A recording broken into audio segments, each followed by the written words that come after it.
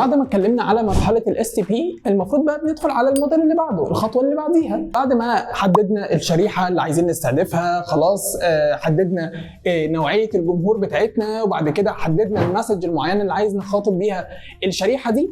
الليفل الثاني بقى هي التفاصيل اكتر عن الشريحه، اللي هي بقى الشريحه ان ديتيل.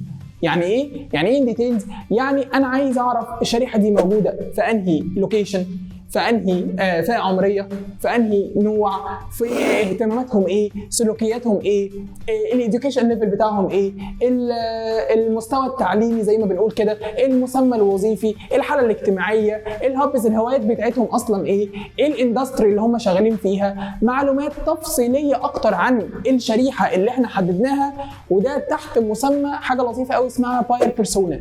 البيرسونا دي هي تحليل البروفايل بتاع العميل. يعني احنا بنتخيل عميل معين من الشريحه دي ونبدا نرسم الشكل بتاعه. نرسم الشكل بتاعه يعني ايه؟ يعني مثلا العميل بتاعنا هيكون اسمه احمد، سنه 29 سنه، من سكان القاهره، اللغه بتاعه الاكونت بتاعه بالانجلش، الاديوكيشن ليفل بتاعه بكالوريوس تجاره.